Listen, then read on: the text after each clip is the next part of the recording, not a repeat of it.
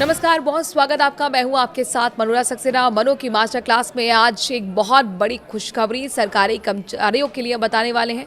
दरअसल प्रधानमंत्री नरेंद्र मोदी की अध्यक्षता में शनिवार को ही केंद्रीय कैबिनेट की बैठक में केंद्रीय कर्मचारियों के महंगाई भत्ते में 2% की बढ़ोतरी को मंजूरी दे दी गई है। ये बढ़ोतरी 1 जनवरी को 2026 से लागू होगी और इससे कर्मचारी की सैलरी में इजाफा होगा। कैबिनेट ने केंद्रीय कर्मचारी के लिए अतिरिक्त महंगाई भत्ता और पेंशनर्स के लिए महंगाई राहत जारी करने को भी मंजूरी दे दी है। ये बढ़ोतरी मौजूदा 58% की दर से 2% ज़्यादा है, जो महंगाई को असर को कम करने के लिए दी जा रही है। सरकार के मुताबिक डीए और डीआर बढ़ाने से सरकारी खजाने पर सालाना करीब 6,791.24 करोड़ रुपए का अतिरिक्त बोझ पड़ेगा। इस फैसले से लगभग 50 लाख से ज़्यादा केंद्रीय कर्मचारी और 68 लाख से ज़्यादा पेंशनर्स को फायदा मिलेगा। ये बढ़ोतरी 7वें केंद्रीय वेतन आयोग की सिफारिशों के आधार पर तय की गई है, फॉर्मूले के अनुसार की गई हैं।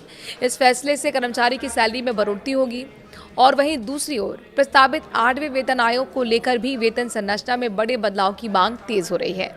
इसी बीच national council joint consultative machinery ने सरकार को दिए ज्ञापन में फिटमेंट फैक्टर को 3.83 तक बढ़ाने की मांग की है।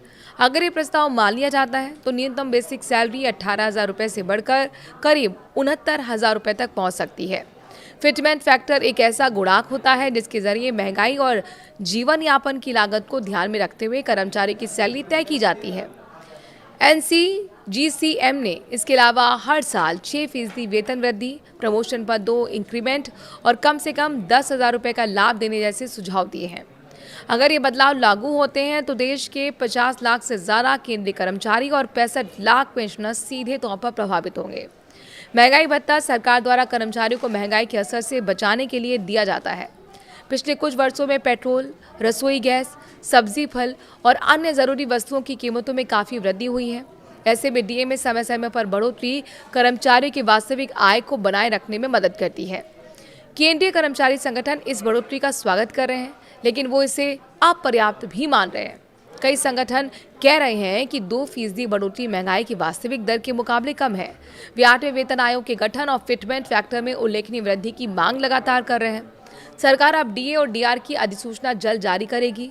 कर्मचारियों को मार्च या अप्रैल 2026 के वेतन में एरियर के साथ बढ़ा हुआ डीए मिलने की संभावना है। या फैसला केंद्र सरकार के कर्मचारी के लिए एक सकारात्मक कदम है, लेकिन 8वें वेतन आयोग की मांग पूरी होने तक कर्मचारी आंदोलन जारी रखने के संकेत भी दे रहे हैं।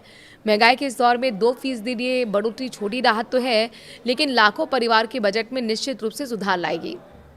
अब नजरें 8वें वेतन आयोग और फिटमेंट फैक्टर पर है, जिससे वेतन संरचना में क्रांतिकारी बदलाव आ सकता है।